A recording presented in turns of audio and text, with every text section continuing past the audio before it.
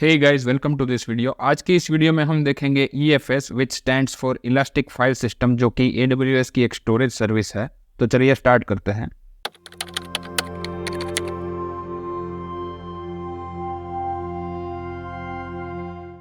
Elastic file system एक network drive है जिससे कि आप फाइल्स को मल्टीपल इंस्टेंसेस के साथ शेयर कर सकते हो। डायग्राम से अगर हम समझे तो एक स्टोरेज वॉल्यूम को मल्टीपल EC2 इंस्टेंस के साथ अटैच किया है और हर एक फाइल जो EFS पर अपलोड हो रही है वो सभी इंस्टेंसेस के लिए एक्सेसिबल है।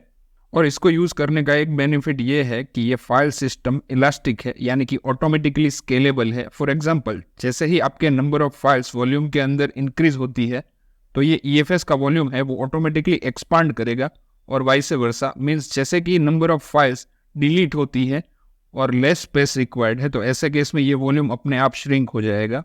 इसी फंडामेंटल को डेमोन्स्ट्रेशन के थ्रू समझने के लिए हम क्रिएट करेंगे एक EFS वॉल्यूम और फर्दर उस EFS वॉल्यूम को मल्टीपल EC2 इंस्टेंसेस के साथ अटैच करेंगे।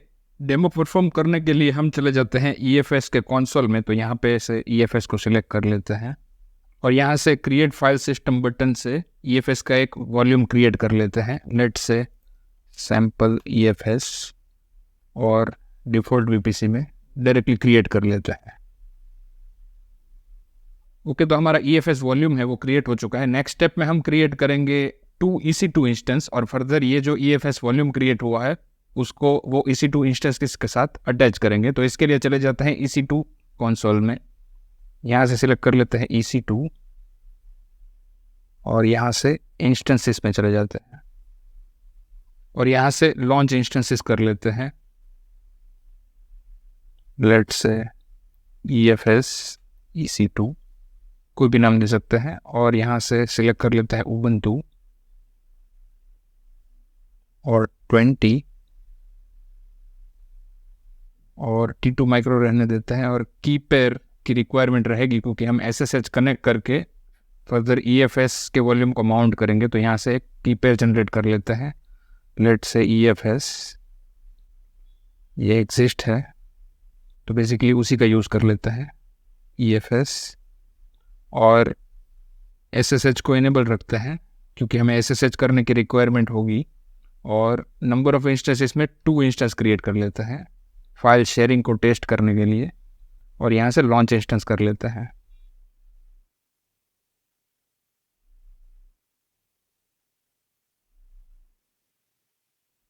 नेक्स्ट स्टेप में हमें EFS का जो सिक्योरिटी ग्रुप है उसमें NFS पोर्ट के लिए ये सिक्योरिटी ग्रुप को अलाउ करना है। तो इसका सिक्योरिटी ग्रुप यहाँ से कॉपी कर लेते हैं। लेट्स से ये सिक्योरिटी ग्रुप दोनों का बेसिकली सेम ही सिक्योरिटी ग्रुप है, लॉन्च विज़ार्ड 3। तो ये चेक कर लेते हैं और चले जाते हैं EFS में और EFS का सिक्योरिटी ग्रुप है वो चेक कर लेते हैं। और यहाँ से नेटवर्क में तो यहाँ से ये सिक्योरिटी ग्रुप है डिफ़ॉल्ट, तो यहाँ से सिक्योरिटी ग्रुप में चले जाते हैं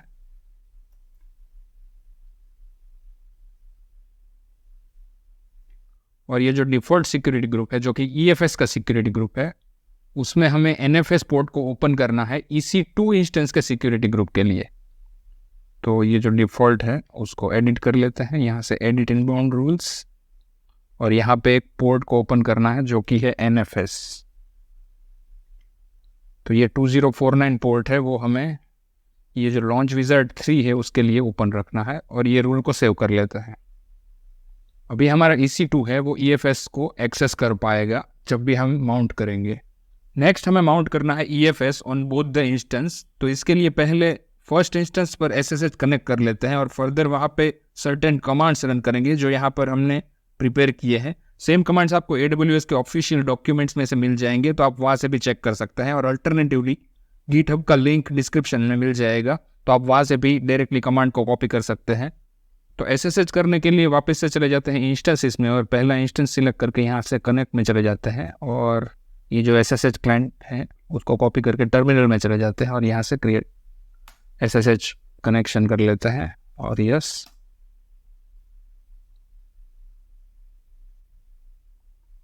और इसको क्लियर कर लेते हैं।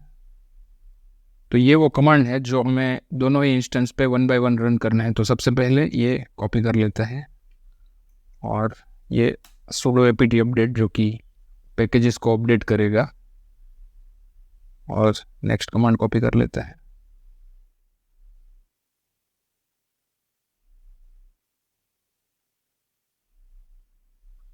नेक्स्ट कमांड है नीट क्लोन वाला, तो इसको कॉपी कर लेते हैं।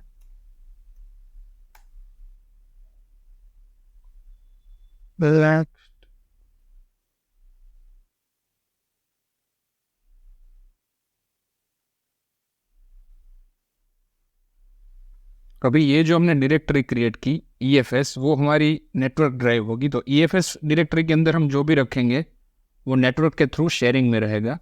और लास्ट में हमें ये कमांड रन करना है जो कि हमारे माउंट को क्रिएट करेगा। और इस कमांड में ये जो स्ट्रिंग है वो हमारे EFS का ID है। तो हमारे कंसोल में जाके हम EFS का ID है उसको कॉपी कर लेते हैं और यहाँ पे रिप्लेस कर लेते हैं।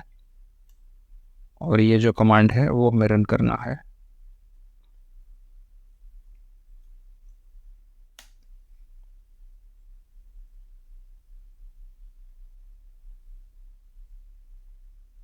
तो अभी ये जो EFS की डायरेक्टरी क्रिएट हुई है वो हमारी नेटवर्क ड्राइव है। तो इसमें हम जो भी रखेंगे और जिस किसी के साथ भी शेयर करेंगे वो सारी फाइल्स एक्सेसिबल हो पाएगी। तो इसके अंदर चले जाते हैं और एक सैम्पल फाइल क्रिएट कर लेते हैं। Let's say test.txt, let's say this is test file, और इसको सेव कर देते हैं। इसके कंटेंट को चेक कर लेते हैं एक बार। और अभी हम दूसरे इंस्टेंस पे यही चीज़ परफॉर्म करके ये EFS को माउंट करेंगे और देखेंगे कि ये जो फाइल हमने इस इंस्टेंस से क्रिएट की थी वो या वहाँ पे एक्सेसिबल हो पा रही है या नहीं। तो इसके लिए हम SSH करेंगे सेकंड इंस्टेंस पे। तो इसके लिए अगेन चले जाते हैं EC2 के कंसोल में।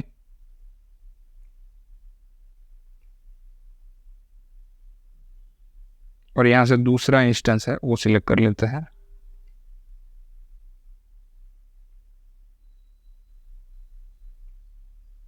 और नई टैब में उसको कनेक्ट कर लेते हैं।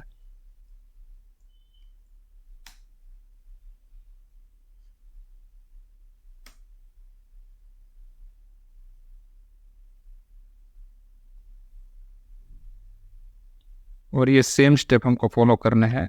तो सबसे पहले कॉपी कर लेते हैं 1 by 1।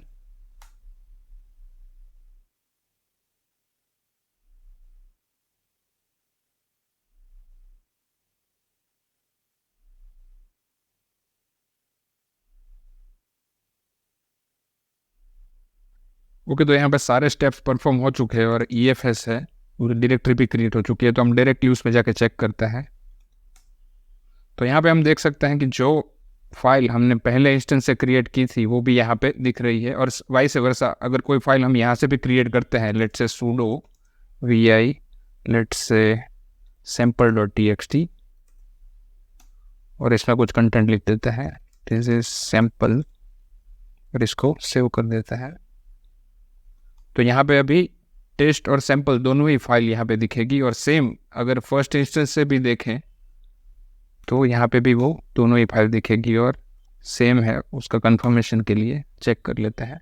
तो ऐसे हमने जो EFS है वो नेटवर्क ड्राइव क्रिएट की और उसका माउंट किया दोनों ही इंस्टेंस पे, यानी दोनों ही instance same number of files है उसको शेयर कर सके।